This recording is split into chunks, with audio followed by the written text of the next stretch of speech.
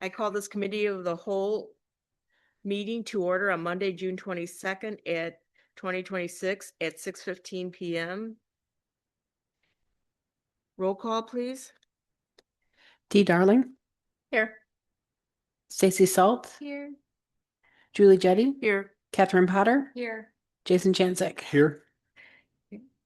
So items for discussion may be added to the agenda at the start of the meeting at the request of the superintendent or any board member upon majority approval of those members present. Does any board member have any item to add?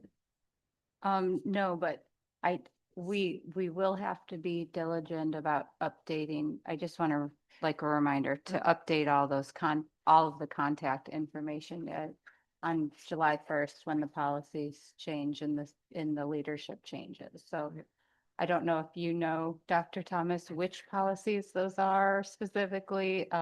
Yeah, so Okay. when we were doing the procedure manual, we went through and tried to grab the policies, and there's also a new press packet that's going to be coming out imminently. I don't know exactly when, but sometime this summer apparently. And so whatever we haven't caught already and submitted, we'll be able to catch with the next press update. Okay. And then it wasn't clear to me if that was just like an administrative update or if the board has to approve those, like the change of who the contact is. I think those are just administrative updates, but Mrs. Dorfer still puts them in as a request into not board book, into the ISB system. Okay. But we'll double check that, but anyone that does have to come to the board will definitely get scooped up with the press release of the next packet. Thank you. Yes. I'm still thinking about policy on summer vacation. So thank you. Community input? I don't think we have any community input. Okay.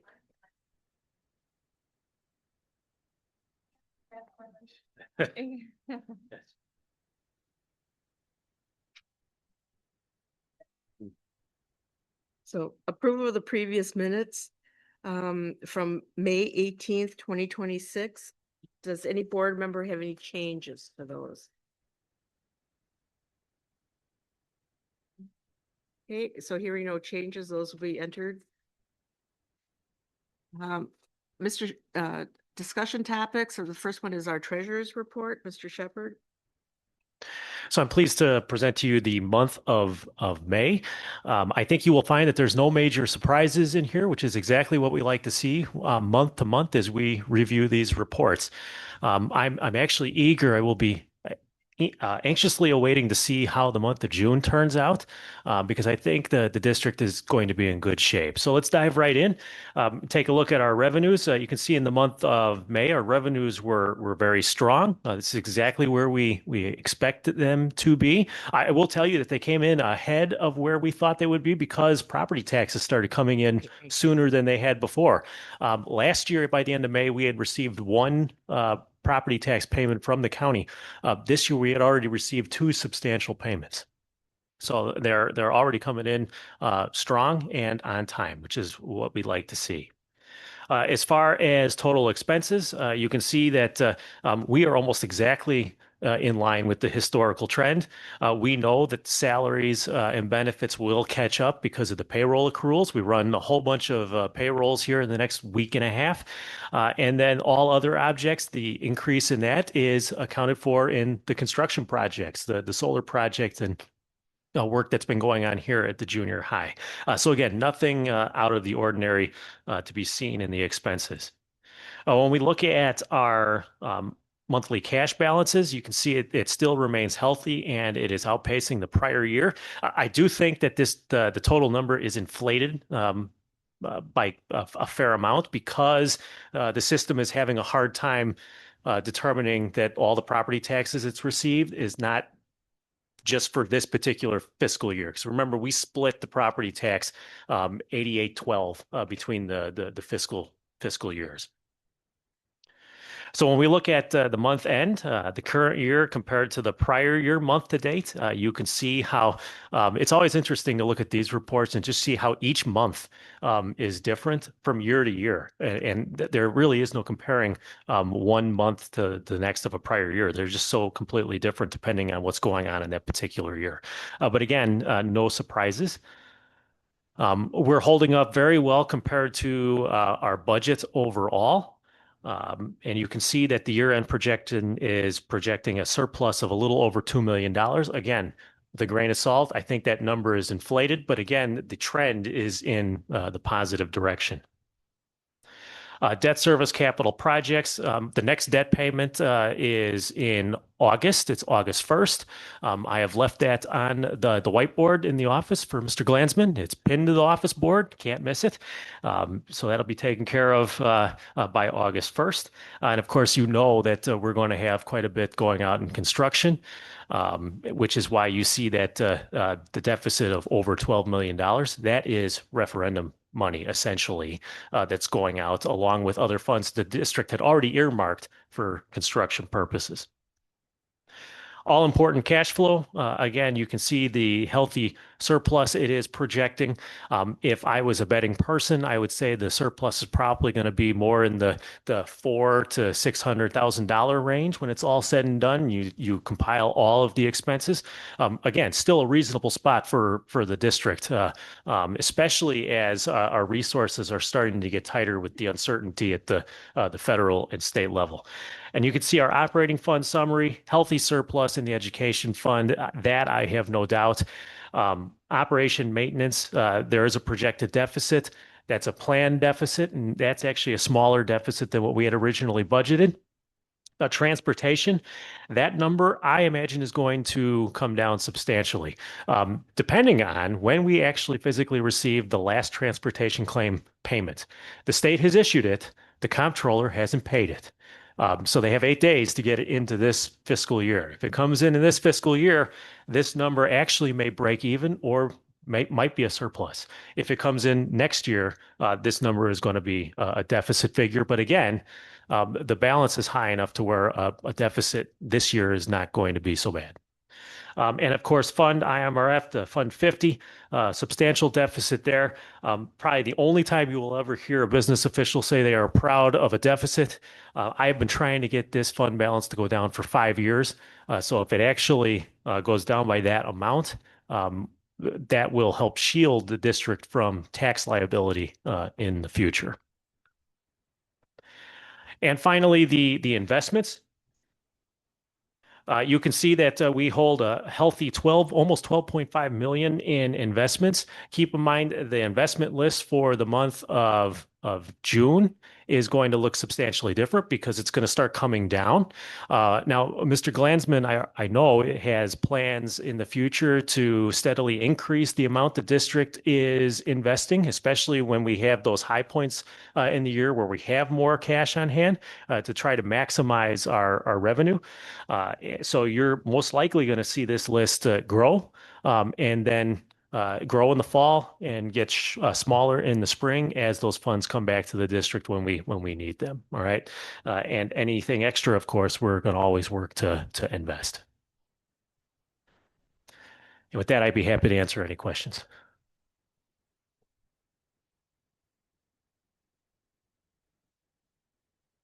Not to make you do a lot of math on your last couple of days here, Mr. Shepherd, but do we have a total amount of interest that we have earned as a district in the strategic investment of the referendum funds? I see we're at 33,000 last month, right? Do we have a total amount as a way of saying, hey, this is how we've stretched your tax dollars to so even a greater value? So, or could you get that to us? I can get you the exact figure. However, the ballpark figure just for the referendum account is probably in the area of $500,000. Wow. Because at one point in time, we were earning $50,000, $60,000 for that same pot of money. So it's a fairly substantial amount.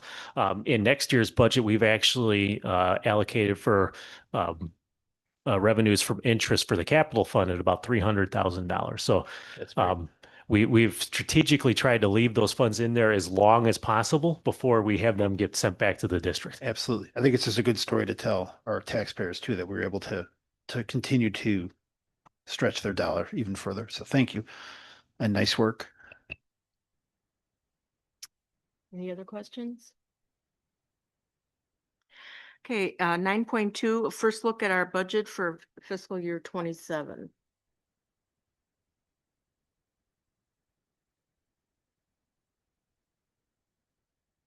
All right, so once again, I am pleased to present to you the first look for the fiscal year 27 budget. And you'll see that Mr. Glansman's name is on here because I appreciate the collaboration. This wouldn't be a presentation of mine without getting kicked off the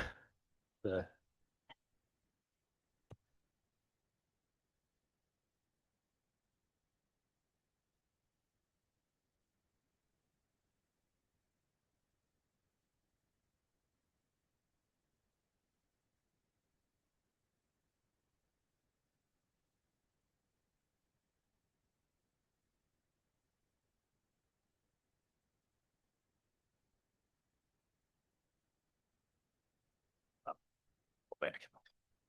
So as I was saying, you'll see that Mr. Glansman's name is on here, and that is with appreciation. I do appreciate the collaboration. Mr. Glansman has been a part of this process.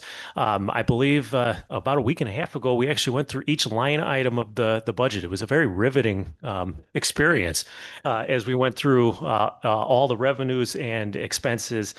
He's had an opportunity to review this budget presentation, and I think has a really good glimpse into where the district is at, and I've appreciated working with him on this budget.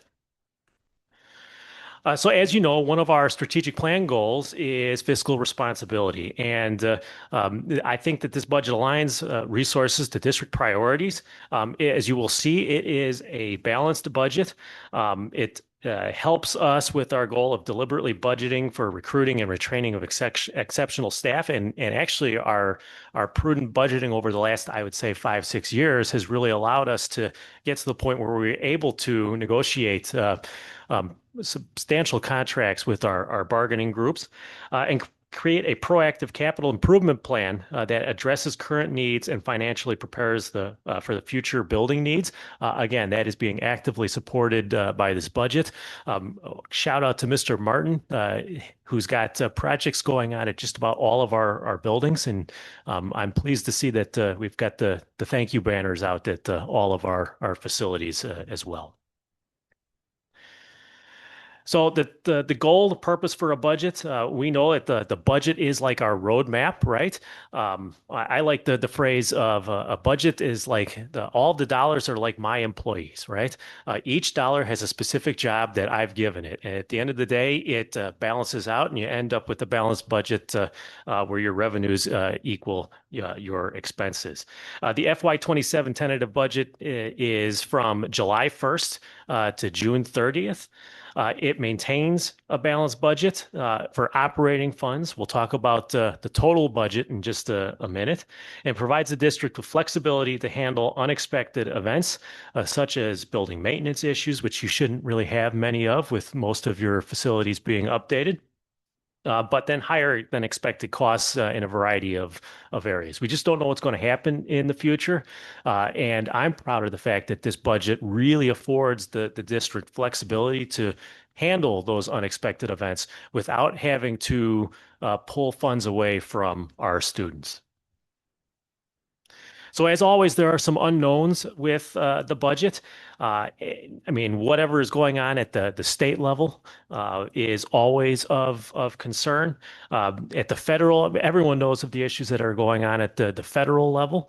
This budget does include title funds and other federal funds because those were already allocated. We don't know about future years on whether those funds are going to be there. Individualized student need and requirements, those can vary from year to year. And in many cases, those costs are most likely to continue to go up as the needs of our students continue to evolve over time. Capital needs, this one probably is going to be able to come off the list at some point rather soon. State funding distribution delays, those could the delays in funding could be forthcoming in the future. CPI changes, we know that that has a huge impact on school district budgets, and continued staffing shortages, reliance on contract agencies can have a huge impact. For the FY26, just for frame of reference, the contracted services costs for psychologists, social workers, speech paths, total to about $1.4 million. And kudos to our team here. For next year, at this point, it's looking like we're going to be able to cut that figure in half because of the ability for us to hire from within. So that's going to be a huge benefit to this district. So whenever we build the budget, we always make some assumptions because that's what a budget is. It's a prediction of where you think you're going to go throughout the fiscal year. We always predict that the levy collection rate is 99.5%. That's actually at the higher end, but we have a community that, for the most part, follows through with its obligation to pay their portion of tax. We know that CPI is 2.9% for levy year 2025. For the upcoming levy season, that figure is going to be 2.7. And I wouldn't even wager a guess on what that figure is going to be in December. It could be 0, it could be 10. We just don't know based on whatever's going on in the political geosphere at that point. Evidence-based funding will likely increase. The initial budget figure shows about $90,000 increase. We are a tier 2 school, which as a result, the increase that we see year to year is going to be smaller. I think one year we were classified as tier 1, and we got almost $700,000 of an increase that particular year. And then the following year, it dropped to about $100,000. And we've budgeted about 90,000 based on the fact that the allocation went up for EBF by the same amount that it did in the previous years. CPPRT funding back to pre-COVID levels. It will likely come in significantly higher. So there again, it's the flexibility that the board is going to have on the revenue side. We built in revenues for CPPRT at about $275,000.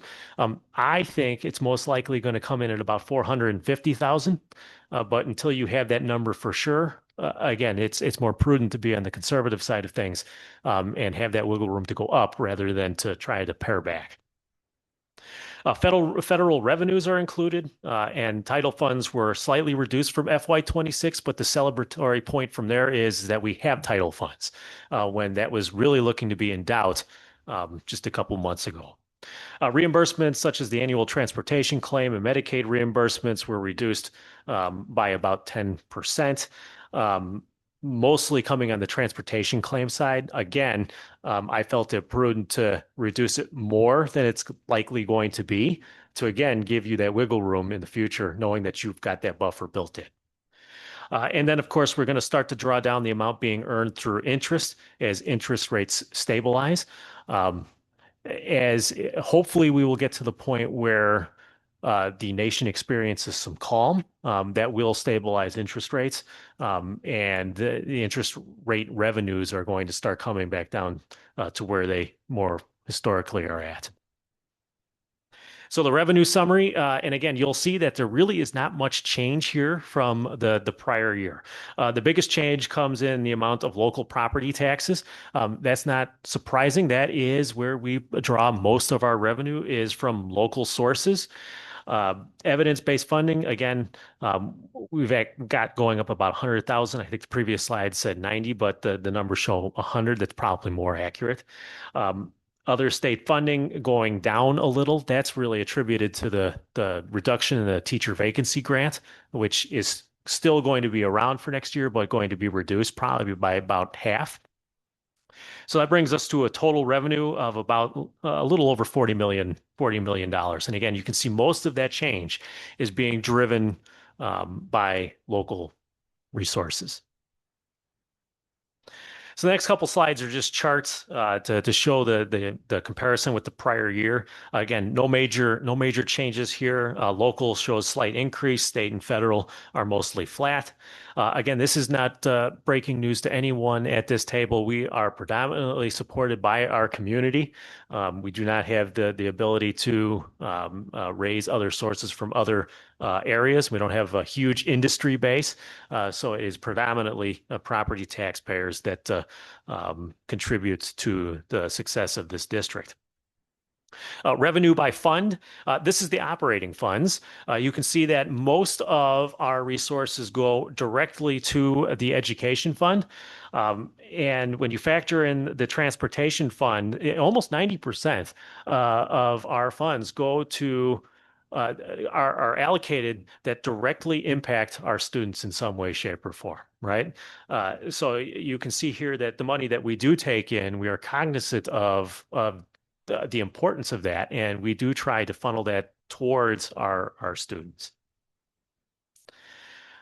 Before we move on to the expenditures, are there any questions on the revenues?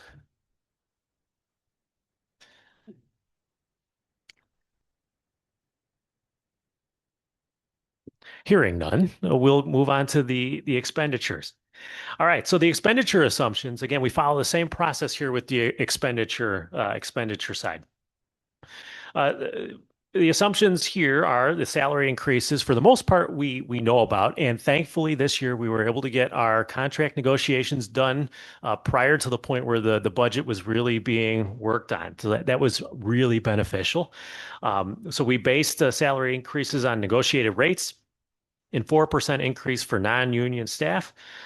Benefits, as everyone at this table knows, the benefits were the huge driver of our expense increases for the upcoming year.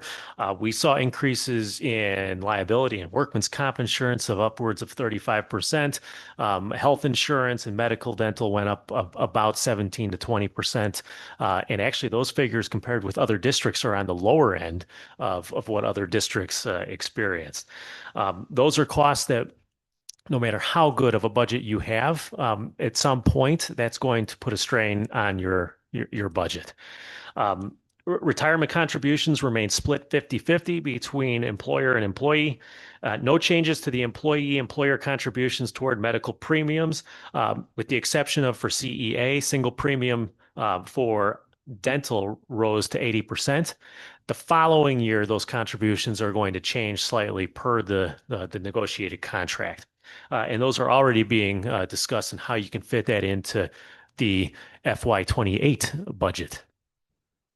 So insurance costs will remain a stressing point for future budgets. This district is not alone with that. That is a stressing point for districts throughout the area. Purchase service supplies and assumptions. Most of the supply purchase services were held flat. That is really where the district can really control its expenses, is in this area. And I will tell you, having worked in a variety of districts, that this district does a very nice job of using its resources wisely when it comes to supplies and purchase services. Very conscientious of the impact on our taxpayer base. We were able to price increase the increase for the custodial services. The bus lease remains at $615 for the 26-27 school year. That's going to be brought back to the board in the fall, as I know our transportation coordinator is already starting to work on negotiating new leases for the upcoming couple of years. Special education services for outside support is expected to remain high and grow. These are for like your homebound services, for any tutoring that's occurring for anyone who can't be at school for a particular reason, but still requires services provided by the school. And the contracted services is projected to decrease to approximately $750,000 from $1.3 million. Again, I cannot emphasize the importance of that. That is a huge celebratory point. If that figure remains consistent a couple months from now, the district should be very proud of that reduction. Special education outsourced transportation service should remain flat. However, we could see additional savings this year as we expand our small vehicle fleet. We'll talk more about this in just a little bit. Kudos to our transportation department. We had budgeted $300,000 in FY26 for outside transportation services. We, of course, had bought that small vehicle last fall. And we attribute the fact that we have that vehicle to the demand for contracted services did not decrease. But because we were able to provide services using that small vehicle rather than a bus, our contracted services cost overall, we were able to keep flat, negating whatever natural increase would have occurred from the prior year. So we're going to be talking about how we like to continue to expand that fleet to continue to provide services for those students.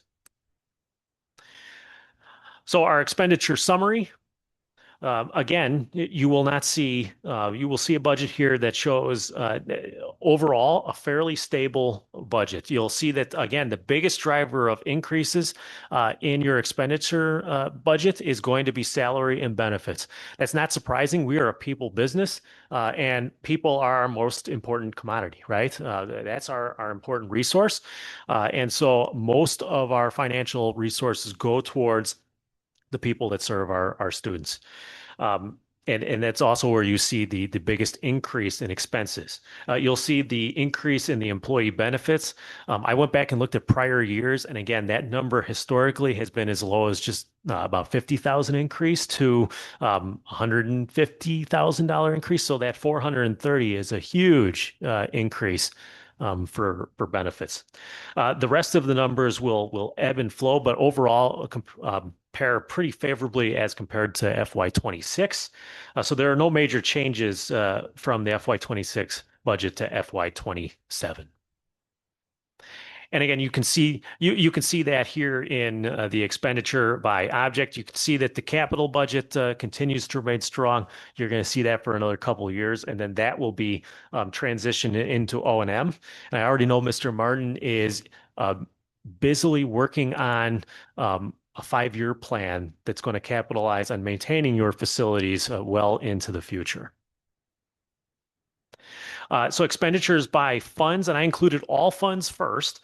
You can see that 61.1% go towards the education fund. This number is skewed because you're throwing in the capital expenses. So when you take out the capital expenses and you throw in just the operating funds, you'll see that the education fund, again, receives a large majority of the expenses. Almost 80% go directly to the fund that has the biggest impact on our students.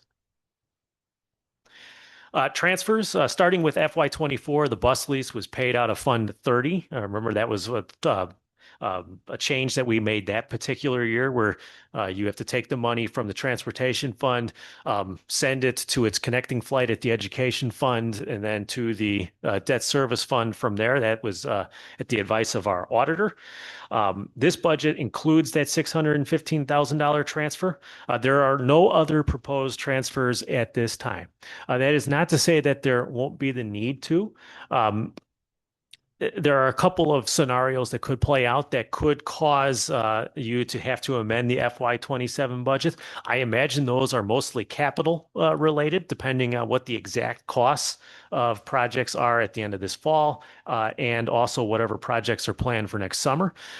You also there's also some uncertainty on when a rather large chunk of incentives will be coming back from the solar project, upwards of $2 to $2.5 million. Those funds, when they come back, they're not accounted for in this budget. When they come back, you would have a variety of options, whether you leave that in O&M or you transfer that to capital. Those would be the type of transfers that Mr. Glanzman would be bringing to you in the spring. It just depends on how the year plays out. But I don't foresee any circumstances where you're going to be amending the budget because something completely unforeseen happened, complete reduction in revenue or some unforeseen expenditure came out of the woodwork somewhere. It's a very stable budget, and I imagine you'd only be amending it for capital purposes. So when we look at this slide, this is basically I've got the operating fund summary, debt and capital fund summary, and total budget. Operating funds are your funds that are funded directly by a tax resource or funds that the district can levy taxes for. That's education, O&M, transportation, and IMRF. This is your working budget here, essentially. And you'll notice that this budget is balanced. It does have a projected deficit in O&M. It does have a projected deficit in transportation. And again, it's a much smaller deficit in IMRF. As you can see, we're starting to whittle that down from the deficits of the past.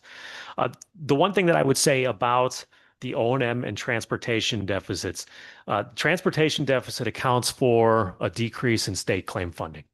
This is an area, again, like this year, you could see that that number be much closer to balance.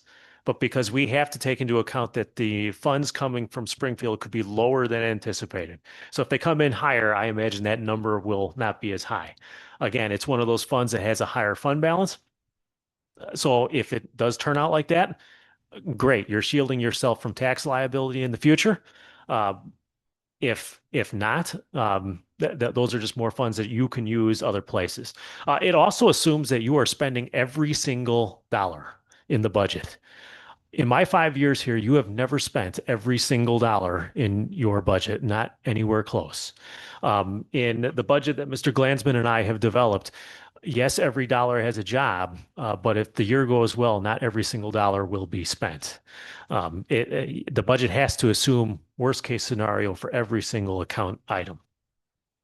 For debt and capital funds summary, this is where your deficit is. So if you're looking at this and you see the negative $12 million and you're wondering, oh my Lord, that's a huge deficit. Those are funds the district already holds. If you were to look at our audit from FY25, you would have seen that we ran a huge surplus because we took in $14 million from bonds, right? Well, now we're spending that down. So over the next couple of years, this section of the budget is going to look like it's in deficit when the actual overall budget is balanced. So that that deficit of $12.2 million, that is the drawdown of the capital funds from the referendum.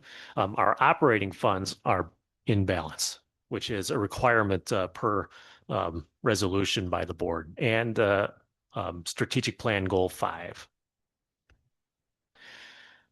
So a couple of the highlights here. I won't go through each and every single one of these. The board is well aware of all the great work that the teaching and learning side of the House has done over the last really over the last 3 years. That is seen in all of our academic gains in both not only local assessment data that we see, but also from our state assessment data. Recent note, the access scores was a huge celebration. So really, this budget goes into maintaining the systems that are in place that we know are successful because we've been seeing those successful results. The one thing that I would add in here is that we are going to continue to expand our small vehicle fleet, and we are going to continue to maximize on our implementation of Skyward on the business side to really modernize our business office processes and take this district into the 21st century when it comes to that aspect.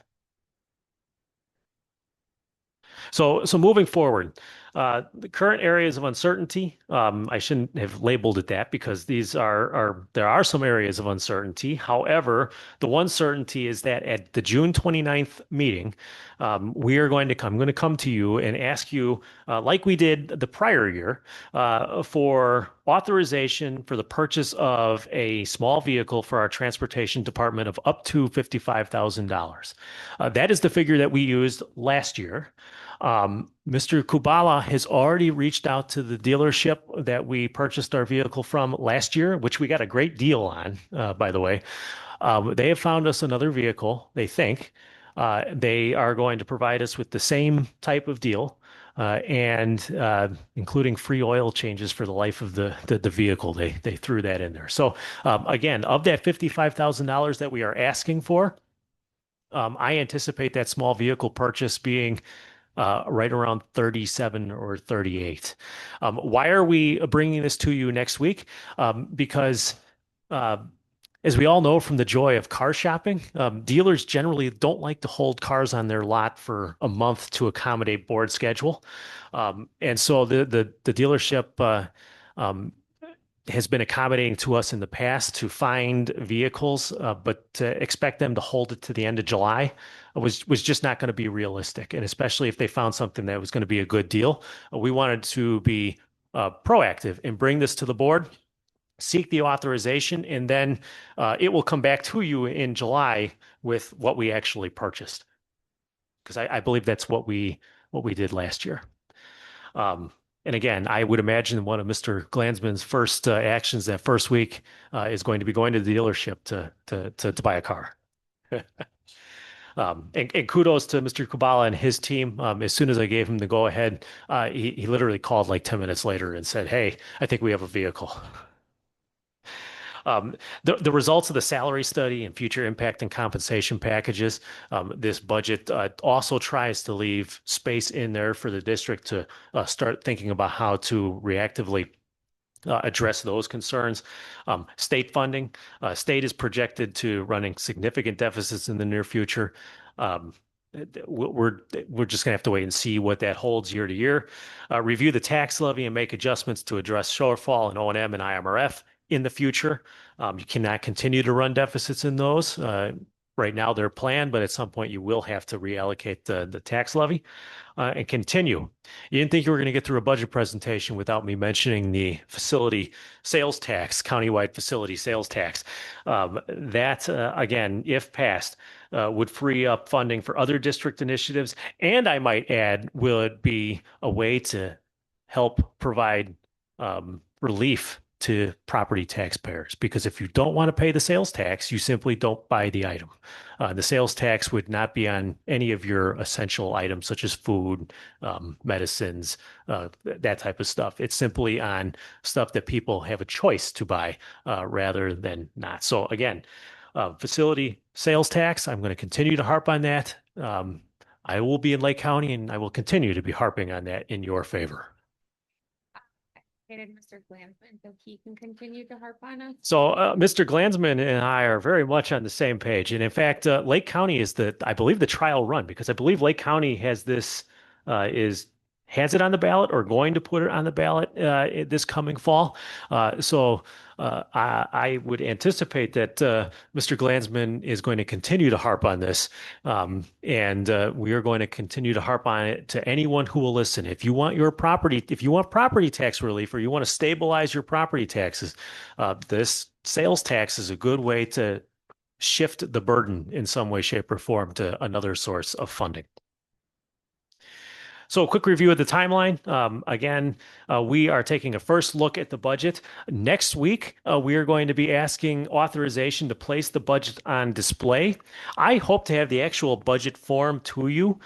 It may be on the FY26 budget form at first, because the budget form for FY27 hasn't been uploaded to Skyward yet.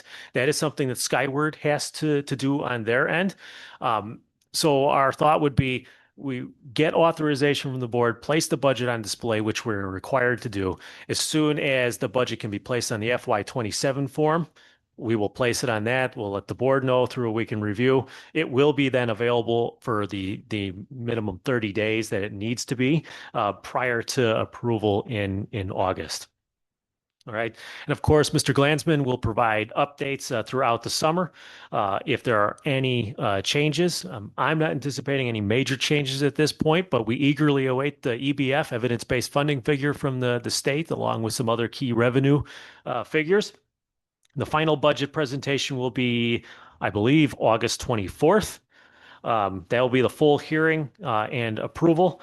Mr. Glansman will then file the budget with the county clerk's office, and he will begin working on the tax levy on the 26th of August for FY28. And with that, I'd be happy to answer any questions. Mr. Shepherd, the legal requirement to have the budget on available for public inspection, that's just in the office, the giant paper copy. Yeah, so the requirement is it has to be posted on our website, which is the budget is always posted the day after the board meeting.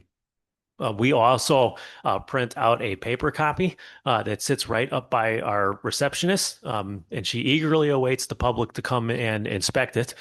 and that remains there until final passage in August. We if you go and look at our webpage, you can see the tentative budget posted and you can see the actual adopted budget. So if someone really wants to, they can go in and inspect both and see if they can identify where the changes are at in the two versions of the budget.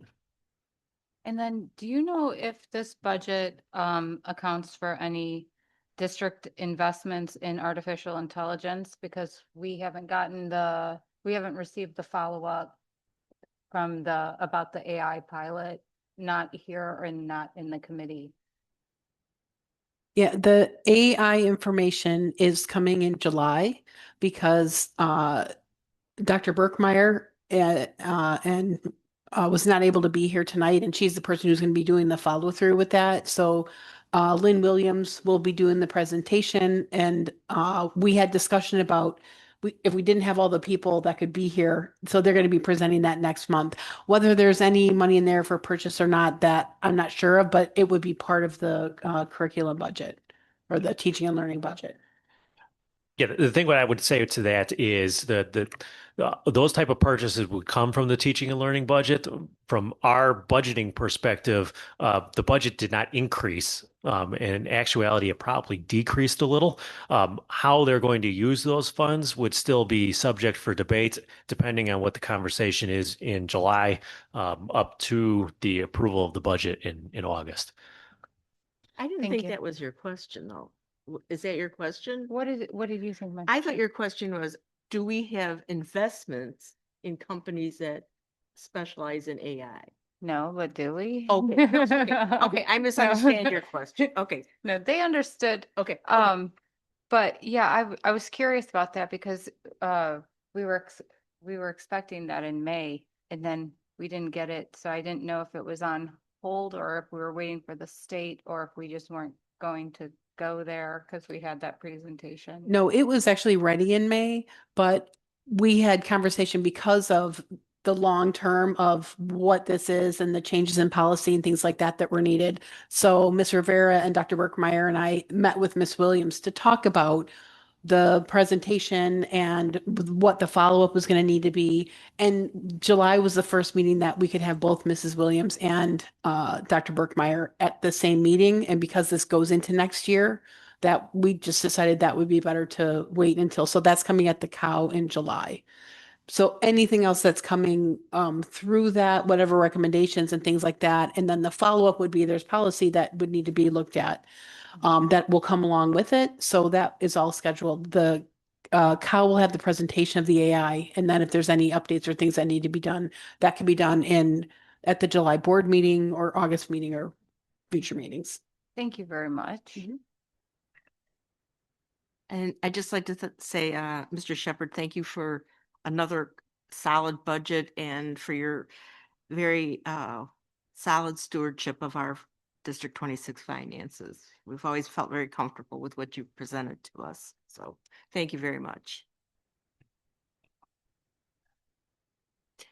Any other questions? I Okay. do have one. Okay. And I'm sorry. No, that's okay. Mr. Shepherd, I'm sorry. I know that there was an anticipated deficit in the transportation fund. Was there discussion about the cost of fuel, and is that coming out of the transportation fund for the district and the uncertainty in that? So I will tell you that the cost of fuel, when we look at the projected deficit, it's a revenue. It's a revenue issue, right? It is not on the expenditure side. It's simply because we have to assume the state is not going to be able to follow through with all of its payments, right? For its obligations for transportation. When we look at like fuel, and I know that there's been a lot in the news about the cost of gasoline and whatnot. We have actually done a very good job of weathering that storm.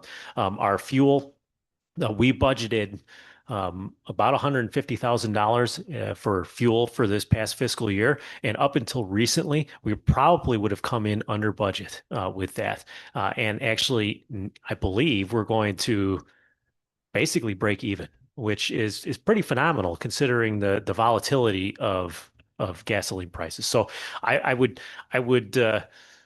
look at that deficit. Yeah, that deficit in the long run, you're not going to be able to sustain that. You might have to reallocate some funds via the tax levy. But in the immediate short term, it's not a structural thing with us spending too much money or having money, not being able to control fuel costs or outsource services. It's simply because our revenue projections are incredibly conservative, just based on the current economic forecast.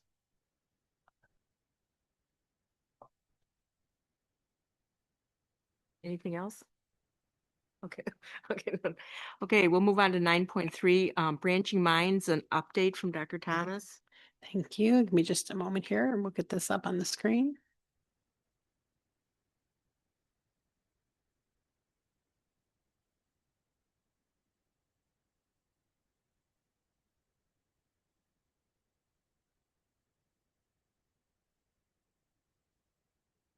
It says it's connecting. Here we go. So branching minds, as you may remember, is the system that we use for all of our data.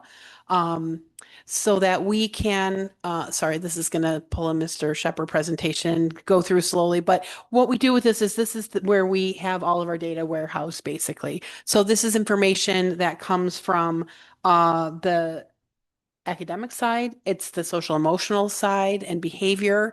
All the information that we have in Infinite Campus actually can be filtered through Branching Minds.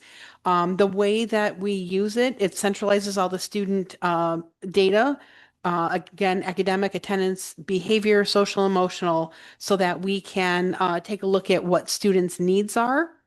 And this has been very helpful. I'm so sorry that the picture up on our screen is not looking good right now, but it's really helpful in taking a look at what the student needs are and trying to identify what types of interventions might be needed. You can go to the next page. It's going to do the same thing. Sorry. So let me just talk for a minute about this student data and the progress monitoring. So we use this to do things like it integrates iReady assessments. It brings those in. It looks at student level, building level, and district level reporting for the iReady data. It allows the staff to monitor academic progress over time and supports the data-driven instructional interventions and decisions. It actually has in it system of being able to, through iReady, have students be able to do intervention based on what their needs are, what's showing up in the iReady scores that will work with the students. What we use this data for when we're trying to look at the data across time, and I'm sorry, the pictures are a little bit small, but we wanted to include some of our actual data. This one's a little bit easier to see. So this is some of our student progress monitoring information. On the left-hand side, you'll see we have reading information. This is for the district. This is actually our district data from this year. And on the right-hand side is math. And this is the top line there is fall, then winter, then spring. And what we're looking at is this is pulled directly from Branching Minds. We're looking at students. We want as many students as possible to be in the green and the blue. So you'll see there's the green and the blue are the smallest in the fall. And as we did our teaching, as we did interventions, the students who are meeting and exceeding essentially in their grade level actually continues to grow. So in the middle, the blue and the green grow a little, and by the end of the year, the blue and the green have grown more. That was true in both math and in reading.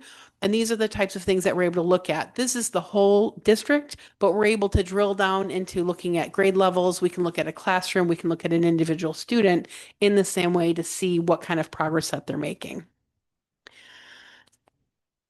So does somebody like look for each student, like in fourth grade or something, and see where they fall on this?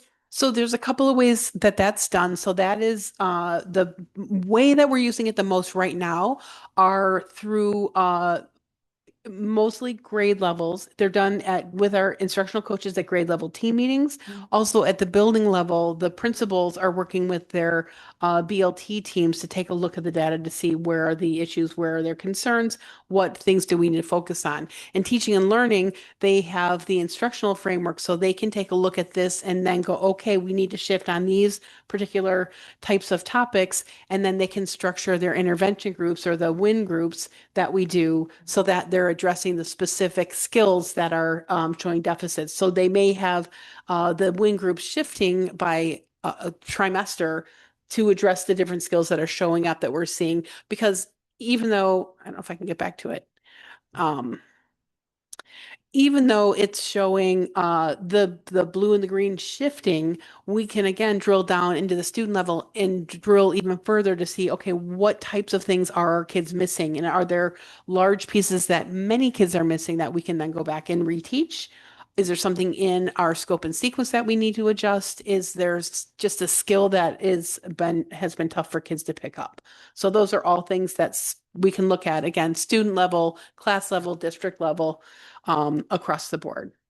So building teams that are working on identifying interventions for students are doing that kind of drill down. Instructional coaches are doing a lot of that work with the grade levels that they work with, and then individual teachers that they're working with. I would say we're in the early stages of teachers doing this individually for each of their kids.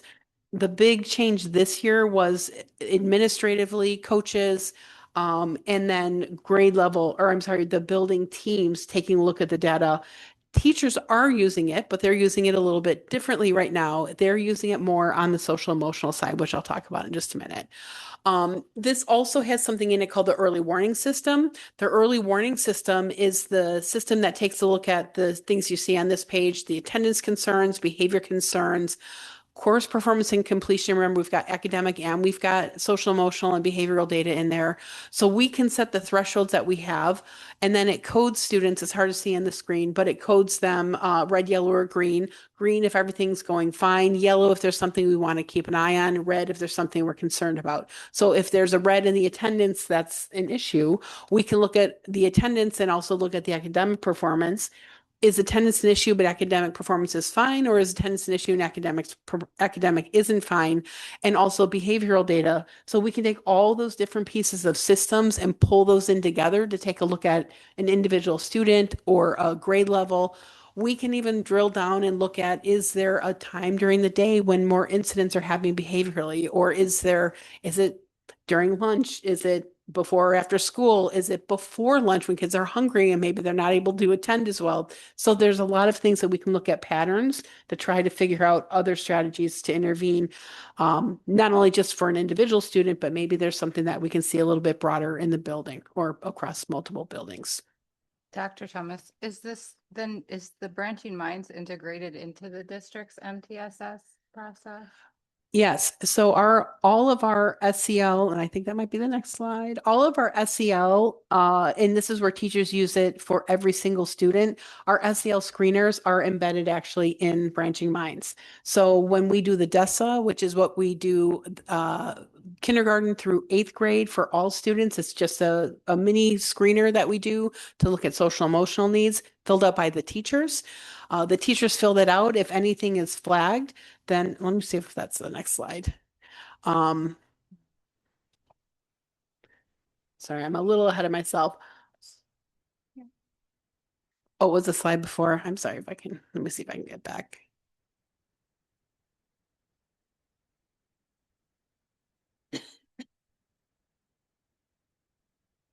Oh, it just disconnected me. Okay, sorry. It says houses SEL screener results for students in grades K through 8.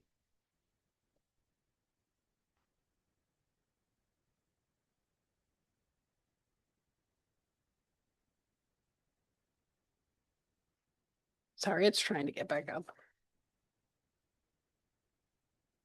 Okay.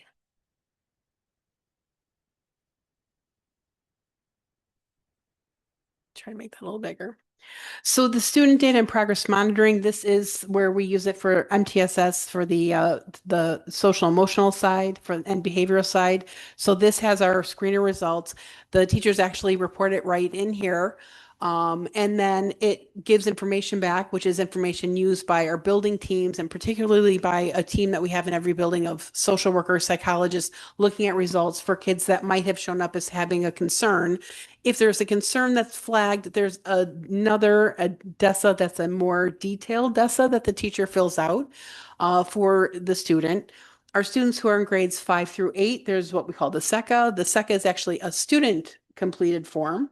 And then that information comes through and we can take a look at what are the areas where the kids might be having some struggles.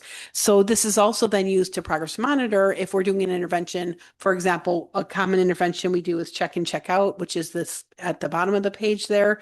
And we'll look at what are the things that we're monitoring for that student. So for example, are we looking at respectful, responsible, safe? And how did they do that week? And then we can log that over time and we can graph that over time to see how they're doing with their social emotional on the social emotional side. For students that there are any major concerns that come up when we do the more detailed DESA, that's something that we have interventions to check and check out. We have social work, we have groups that we do with the social workers. So there are a lot of different avenues that kids can get help and support there. Do you, okay. So it's iReady, it's DESA, it's SECA. What other data sources? Are they integrated? Infinite Campus is our Infinite Campus data is pulled into Branching Minds as well. So that's how we can look at things like attendance, office referrals, behavioral incidents, things like that all get pulled into the Is same all of system. it happening in real time Mhm. and it's being integrated automatically? It's not getting put in manually? Correct. Okay. Mr. That's Fitzsimmons perfect. actually could probably speak to that more, but that does update regularly. Okay. Are parents, is family communication incorporated into any of those integration? The family communication is on each of those things separately. So the academics, the social emotional screener and things like that. If we have a student who is up for any kind of intervention or any kind of support services, parents are informed of that as well. Especially if there's going to be any type of, well, when they go to WIN, parents are aware of what WIN group a student might be going to, or if that's changing. So that information is included. It's not, parents don't see Branching Minds. They don't see the data that's in there, but they know what the outcome is of what all that data is that we're looking at and what that means for an individual student. What do you mean? Well, because we would, right, but if you have a child in the school and they need an intervention, this is where we're pulling the data from that tells us there's an intervention that may be needed because all of that academic, social, emotional, behavioral, all that is in there that we're looking at to create plans for kids. Okay. So like if there's an attendance issue or if your child's solid on attendance, but there's an academic problem, then we don't have to worry about the attendance issue. There's some type of academic intervention that needs to be done rather than a social emotional intervention that needs to be done. Because one is green, the other is yellow. That'll give the school the direction to go based upon what is happening with that student. Those are teams looking at those students? We have building level teams that look at that. Okay. Grade level teams in the elementary are the ones who typically look at that information with the principals, assistant principals, and then with the interventionists as well. Okay. So are the teachers' grade books, do they feed into here? The grade books, I don't believe, feed directly into Branching Minds. Final trimester grades feed into Branching Minds, but that is all, not grade books. Okay.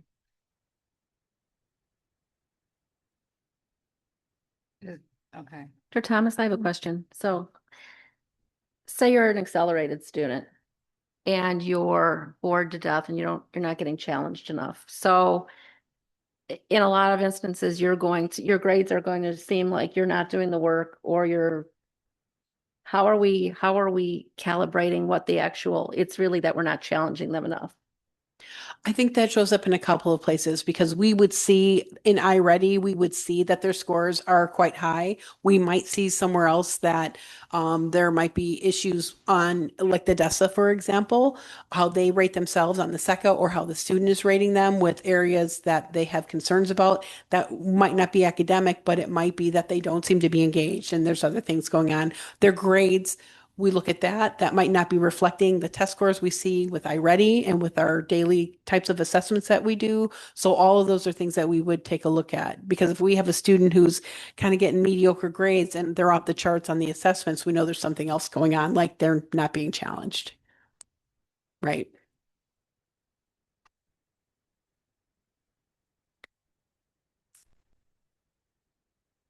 So one of the things that we like about this, it's a collaborative student support system, and there's a list here of the many people who use it. As I said, the teachers right now are using it more on the social emotional side or with the group data. Some of our teachers are actually drilling right down into the individual student level. That's something that is on Dr. Berkmeyer's radar for next year, is to continue to help teachers to understand how to use branching minds. But for the first year of like big implementation, I would say it's being used pretty widespread in a big way, which is really helpful. It's the first time we've had the ability to integrate the academic and the social emotional sides together with behavioral data, office referrals, attendance, all those things. We've never had the ability to just pull all that together in one spot and look at it cohesively. So that's been really helpful. And it's done a lot in groups. Like I said, psychologists, social workers do this a lot, interventionists, the coaches use it a lot with the grade level teams and also with individual teachers that they're working with. Is it creating extra work for the teacher or streamlining the process? In my opinion, it's streamlining the process because they can look at all of the information at once to more tailor the intervention for what the student needs, which is really helpful. Instead of trying to do an academic, if we have a gifted student or somebody who's really accelerated and their grades aren't reflecting that, it might not be because they need an academic intervention, which is what we're doing because we see poor grades. It's really because they need the challenge. It's really because there might be something going on at home. They need social emotional support, whatever the case might be. So it helps us streamline and get the right supports in place. And it's fluid, so we can update, change, and adjust those as needed. Okay. And then how do we how do we determine if it's making a difference? So that's where it has the progress monitoring feature built in, that we actually can have that data in there. And so we can chart across time what intervention we've done and take a look at the trend line. And if it's trending up, that things are getting better, great. If it's not trending up or staying flat, we can adjust the intervention and then again, collect more data. And the progress monitoring data is actually kept right in branching minds as well. Okay, do you know if that data follows the students? Like through their career as a student? Once it's in branching minds, you can see that data going forward. So from year to year, teacher to teacher, that information is there. So you can see if there was an intervention, when that went in, what worked, what didn't work. So that gives the next year's teacher and the next year's teacher that information. We don't have a lot of historical data right now because this is the first year it's really been widely used. Do you know, is the high school using branching minds? I don't know. Okay.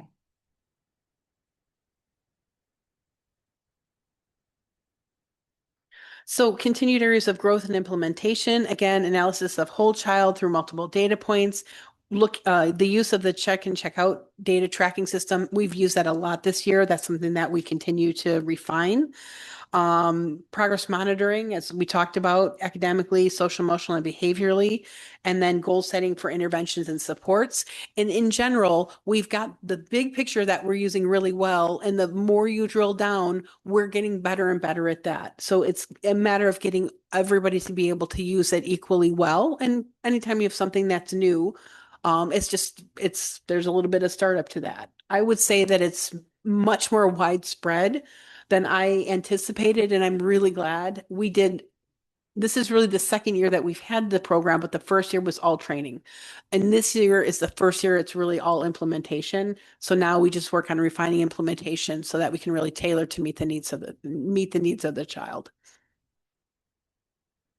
Is there a yearly cost to this? Well, yearly license that we pay for this?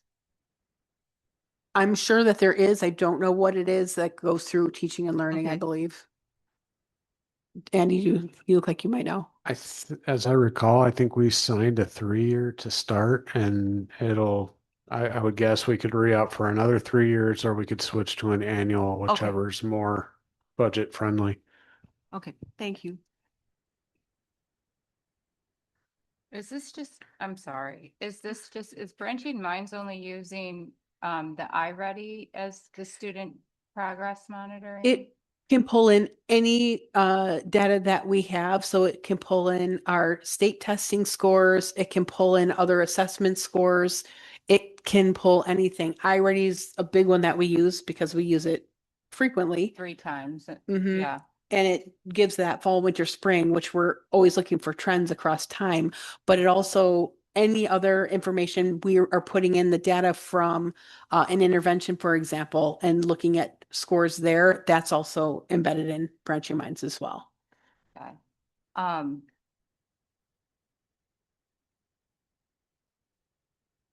guess how do we know that the progress? Well, how do you monitor the progress, student progress between the iReady assessment in those windows? So there are other interventions and assessments that we're doing that we're recording in Branching Minds. So for example, if I'm doing an academic intervention based on iReady scores, those scores are being recorded in Branching Minds so that we can track over time, are they getting the skills that we're working on addressing through the intervention? So there's not just the 3 data points. There's a lot of data points. It's endemic for whatever interventions that we might be doing. Okay.